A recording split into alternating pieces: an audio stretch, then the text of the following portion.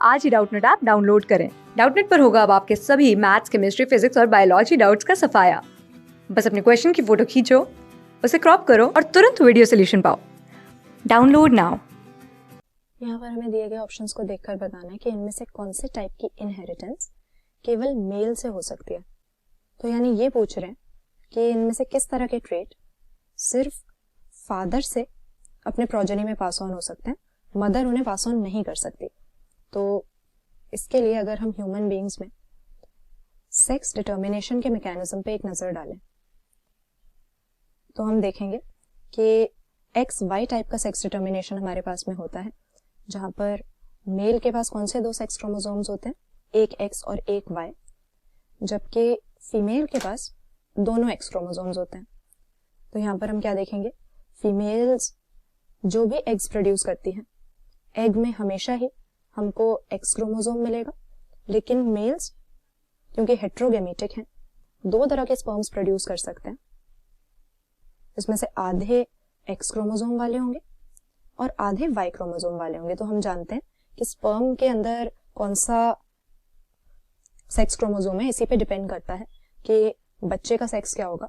अगर x chromosome वाला sperm egg को फर्टिलाइज करता है तो प्रोजेनी फीमेल होती है, वाई वाला फर्टिलाइज करता है तो प्रोजेनी मेल हो जाता है। तो यहाँ पर किस तरह की इनहेरिटेंस सिर्फ मेल से हो सकती है ये हमें बताना है। ऑप्शंस को अगर देखें, पहला दिया हुआ है न्यूक्लियर।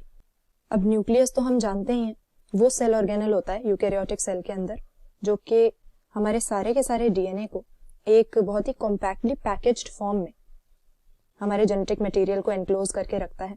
तो अगर सारा का सारा जो भी न्यूक्लियर इनहेरिटेंस है वो सिर्फ मेल से होता तो मदर के तो कोई ट्रेट्स आ ही नहीं पाते बच्चे में, लेकिन जो जाइगोट बनता है स्पर्म और एग के फ्यूजन से, इनकी सिंगेमी से या फर्टिलाइजेशन से, उसमें दोनों ही इन हेप्लॉइड गैमीट्स का न्यूक्लियस आता है। तो ये जो हेरिडिटरी इंफॉर्मेशन है जो न्यूक्लियस के अंदर होती है, ये फादर और मदर दोनों से ही हमें मिलती है, दोनों ही पास ऑन करते हैं, और इसीलिए स्पर्म और एग का फ्यूजन होता है ताकि दो ये हेप्लॉइड गैमीट्स मिलके आपस में फर्टिलाइजेशन करके डिप्लॉइड जाइगोट बना दें। तो ये तो हमारा सही आंसर नहीं होगा। फिर साइटोप्लाज्मिक इनहेरिटेंस में हम क्या देखते हैं, अब ये यहाँ पर हमारी क्योंकि oogamous रिप्रोडक्शन हो रही है, तो स्पर्म्स यानी जो मेल गैमीट्स होते हैं वो साइज में बहुत ही छोटे होते हैं और मोटाइल होते हैं, क्योंकि साइज में अगर बड़े होंगे, ज्यादा भारी होंगे, तो वो उतनी विगरसली फीमेल रिप्रोडक्टिव ट्रैक्ट के थ्रू स्विम करते हुए, मोटिलिटी शो करते हुए एग तक पहुंच ही नहीं पाएंगे।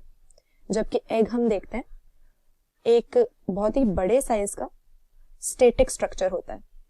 तो साइटोप्लाज्म जो है वो जाइगोट के अंदर सारा का सारा फीमेल का जाता है, यानी एग का जाता है, क्योंकि स्पर्म तो छोटा सा बस अपने न्यूक्लियस को लेकर स्विम करता हुआ, मोटिलिटी शो करता हुआ एग के पास में पहुंच जाता है, और साइटोप्लाज्मिक इनहेरिटेंस केवल फीमेल की तरफ से होती है। तो हमारे पास माइटोकॉन्ड्रियल या जो भी सेल ऑर्गेनल्स के साथ एसोसिएटेड जेनेटिक मटेरियल होता है एक्स्ट्रा न्यूक्लियर, ये सब हमें अपनी मदर से मिलता है, क्योंकि एग बड़ा होता है, स्पर्म बहुत छोटा होता है।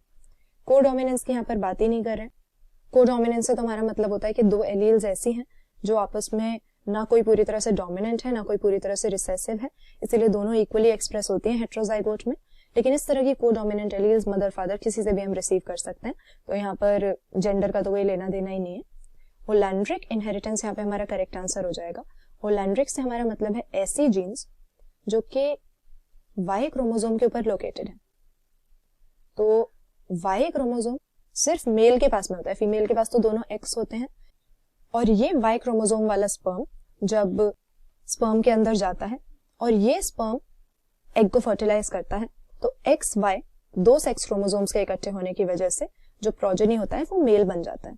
तो जो भी वाई क्रोमोसोम के साथ एसोसिएटेड जीन है वो सिर्फ फादर से अपने मेल प्रोजेनी में, फादर से सन में पास ऑन होंगी, और क्योंकि फीमेल्स के पास वाई क्रोमोसोम होता ही नहीं है तो इस तरह की जीन्स फीमेल्स में जा ही नहीं सकती। तो ये इनहेरिटेंस सिर्फ मेल से मेल की तरफ हो रही है, और इस तरह के ट्रेट का सबसे कॉमन एग्जाम्पल हमारे पास हो जाता है हाइपरट्राइकोसिस, जहां पर ईयर पिना के ऊपर हेयर्स की ग्रोथ होती है।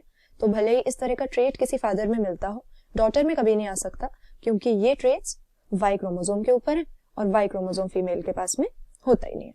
तो होलैंड्रिक इनहेरिटेंस हमारे पास ऐसी हो गई जो सिर्फ मेल जिसमें पार्टिसिपेट करते हैं। क्लास 6 से 12 से लेके नीट, IIT, जेई मेंस और एडवांस के लेवल तक 10 मिलियन से ज्यादा स्टूडेंट्स का भरोसा। आज ही डाउनलोड करें डाउटनेट ऐप या व्हाट्सएप कीजिए अपने डाउट्स 8400 400 400 पर।